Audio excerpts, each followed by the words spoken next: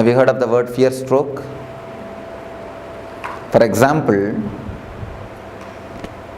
in the night time, around 9 o'clock, you are taking a small walk in your garden, like this place. In some place there was no light. If you see a coiled rope, what will happen? And the moment you feel it is a snake, you get a shock. Of course, within 1 minute you will understand it is a rope because it is not moving. You will understand it's a rope. Then you will reconcile, you will settle, that is different. But the moment you think it's a snake, you get some shock. If you analyze, you can see very clearly it starts from that point only. From Swadhisthana only the shock will start. That is why any fear stroke will create a feeling of diarrhea in you. It will just churn your stomach. There are so many instances we can say. When a flight is caught in turbulence, you get the fear stroke. When the lift stops in between, you get the fear stroke. Many more instances you can tell. Come up with some more instances from your life. When cell phone rings midnight, 12 o'clock. Brake failure. See, mind, because of long time thinking, it gets its own intelligence to survive. It plans anything which is harmful for mind. If it is proposed for you, immediately you get some reason, some logic to avoid it. So it tries its best to escape. That is why many people, I have seen many people, especially in the West, in the East people are not afraid, many people in the West, the moment they see me, they tell me, Swamiji, when I saw you, I felt so joyful, so pleasant, but from inside my being, from some corner, a terrible fear attacked me. They feel such a joy and pleasure and feeling of ecstasy, along with it, a deep fear arises. The deep fear is because of the mind. Mind just wants to escape. See, anything which creates pain, mind is ready to receive. Because with pain, mind can survive. But anything, any method to go beyond the pain or to go beyond the mind will never let you do that. Mind will never let you do that. Mind will try its best to put some obstacles. Even at the time of meditation, it will create some doubt. I think this portion I will do tomorrow. Now I think I am tired. Next meditation I am not going to do. Many of us decide before even entering into the session. This is because the mind will never let you do all those things. And moreover, mind has got its own regular setup of thinking, regular way of working. This whole camp, the whole camp is designed in such a way, your regular mental thinking setup itself will be broken. You will not be let regularly, you see, every day, at least 8 hours you sit alone and think. Even if you are working, except the moments which you are talking, you are sitting and talking with yourself. The thinking is going on. The mind is alive. First time in your life, you may be stopping thinking for so many hours. When you listen to me, you cannot think. Your thinking will not be so solid. Not only listening to me, continuously the meditation is going on. Different techniques. So the mind will get frightened. Unconscious can predict the danger. Unconscious has got a intelligence or intuition to predict the danger. So if you totally get involved, you will reach a space, the joy or the bliss, where mind cannot pull you down, where you cannot be same old personality, So naturally mind will create enough of problems. I have seen many people coming and telling me, Swamiji, I don't have time at all for meditation. What? Just what I don't know what word to use. Simply cheating themselves. You see, if you say, I can't give so much of preference to meditation, that is okay. But how can you say, I don't have time? Because everybody has got only 24 hours. It is your priorities. For what you want to give priority. For money, if you want to give priority for money, you spend all your time in working. If you want to give priority to the family relationships, you are just continuously around them. You take them out, you spend time with them, you sit and chat with them, like this. For what you want to give priority, only for that you work. So if you really want to give priority for your life, for your joys, for your bliss, for the real energy, naturally you will find time for meditation.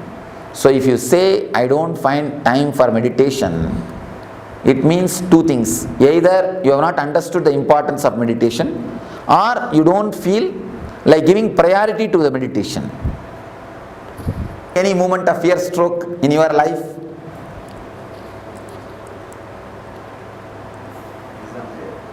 Oh, exam fear. Oh. Okay. Even exam is a fear, not fear stroke. Interview is a fear stroke. When he asks a question, you do not know the answer, you get that shock, fear stroke. The fear of unknown things. Whenever you see, in the midnight, you feel like having a cup of coffee. You slowly come down from your bedroom to go to the kitchen. Suddenly you see a shadow moving. Then you get the real fear stroke. Instead of boiling the milk, you are boiled. That's right. Some other situations? I have always had, whenever I am planning to leave my home, whether on work or whether on any private journey, immediately I get some churning in my stomach. Yes. Yes. I don't know. It means in the young age, when you leave the house, mother will warn, hey, be careful, come back properly, don't go here, don't go there. The mother's train, that gets recorded. Actually, the kids' Swadhisthana is very simple, very relaxed, sensitive Swadhisthana. We actually we put lot of inputs, so that gets recorded.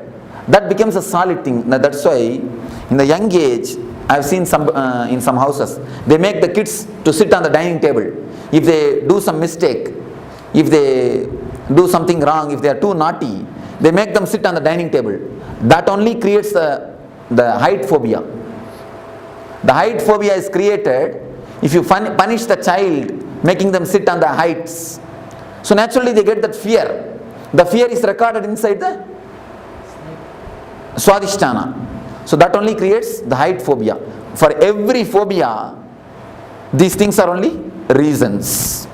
So at least with your child, please don't create. With your children, please don't create the phobias or deep fears. Never let them, don't give all these nonsensical inputs. I have seen many parents doing it. See, you may catch cold if you move in the rain. Never think children also will do the same thing. Children have got their own strong immune system. It is you who teach them. Don't go in the rain, you will catch cold. Don't go here, don't go there. This will happen, that will happen. Don't eat ice cream. All these things are your teachings. By teaching all these things, you make them dull. Once they have become dull, buffalo, then we feel comfortable. Yes, we have created our we have reproduced. Or we created replicas. Never create this type of strong imprints, samskaras in the kids' mind. And if the kids are jumping around, if they whirl, if they spin, immediately you tell them, hey, keep quiet, sit, you will hit this wall. you will get hurt. I tell you, if they get hurt, be prepared to do the first aid. Never stop them. If they try to climb on a tree, don't pull them down. Just be prepared to do first aid. And just be there. Even if they fall, you can catch them. Never try to disturb them. Never try to pull them down. In the West I saw, in the beaches, kids simply enter into the ocean and play. Parents are just waiting to take care of them, that's all. They never go and disturb them. And in India we cannot even imagine. I think they will put practically a chain and hold them. Except like a dog, except putting chain, they have done everything else. Don't do that. These are the reasons, these are the things which create very dull or a dead life system. These are the few things. A fear stroke. We can very clearly feel the love is felt from the heart. The worry and the depression is felt from the stomach, navel. The fear stroke is felt from the Swadhisthana. Sex is felt from the Mooladhara. In every layer, you can see exactly the emotion being felt in those chakras. Let me explain the fear stroke. 3 things you need to understand about the fear stroke. Average in 24 hours. And one more thing, you all have forgotten, you get fear stroke in dreams also. Even in the dream states, you get fear strokes. And suddenly you get up and you will see your heart rate is high and you are sweating. It's like if you've fallen from a height. Yes, you have fallen from a height and you get up, you see fallen from a height and many things. So even in the dream, you get the fear stroke. Average, at least 6 times you get fear strokes every 24 hours. Every 24 hours, at least 6 fear strokes. You may think it looks too much. But the people who do research on this, they say average at least 6 fear strokes you get. They say maximum even 12 people get even 12 strokes per day. Minimum 6 strokes.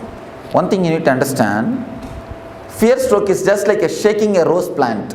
There's a rose plant. Every day, 6 times if you shake the root of the rose plant, what will happen?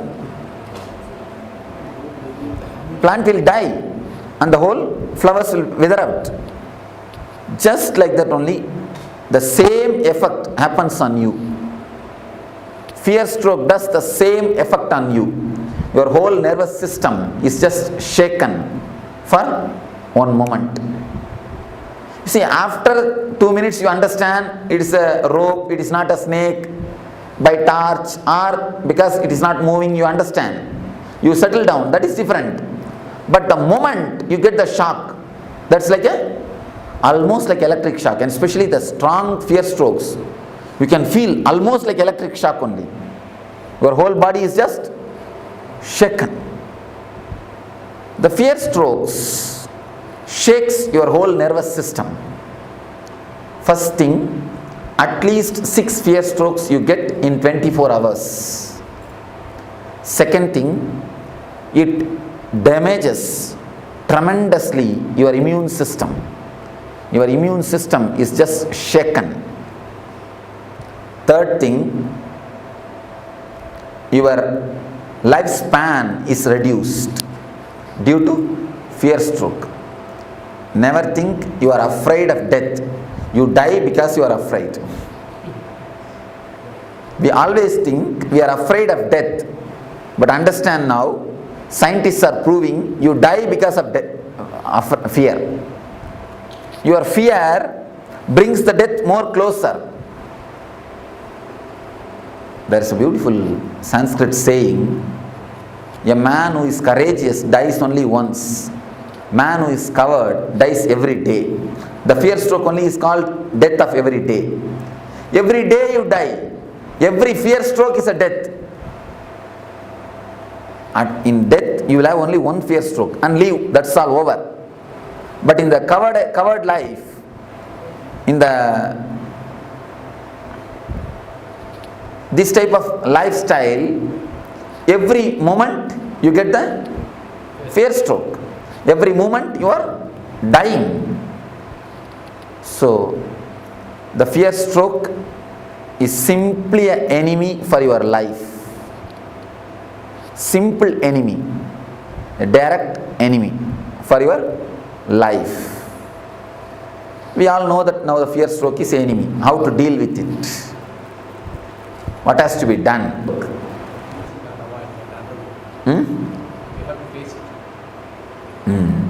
Yes, said beautifully. We have to face it. There is a Upanishad called Kathopanishad in Vedanta which deals on the death fear. There is a beautiful idea. You need to face the fear. You need to face the fear. What is exactly fear? Let us analyze. What is your subjective feeling of fear? Let us reduce everything to words.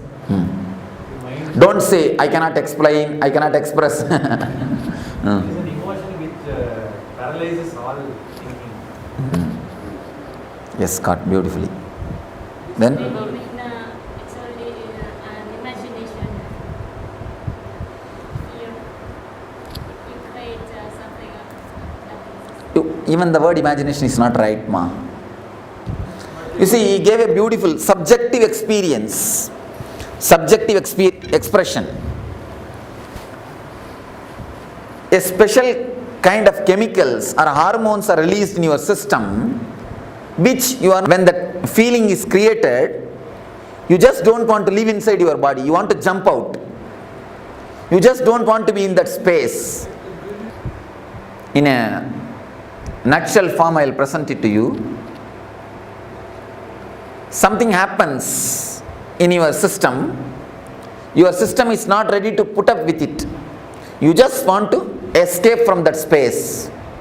You just want to jump out of your skin. Some uneasy feeling is the tremendous uneasy feeling is created inside your system. That is what we call, see, raising the heartbeat or raising the pulse, raising the BP, all side effect. Basically, an uneasy feeling is created which is not letting you to stay in your body comfortably, which is not letting you to stay in your space comfortably. That is what is fear. What is the exact way to face it? Upanishad says, create the same space consciously and face it. When you create the same space, same hormonal changes, same BP, same heartbeat rate and same pulse rate, same uneasiness, create them consciously and face them. Once you create them consciously and face them, your consciousness gets a deep strength. Even if it happens unconsciously, you will be ready, you will not lose your balance. It's like if you had a deep foundation, if you have a deep foundation, even a flood cannot take away your building.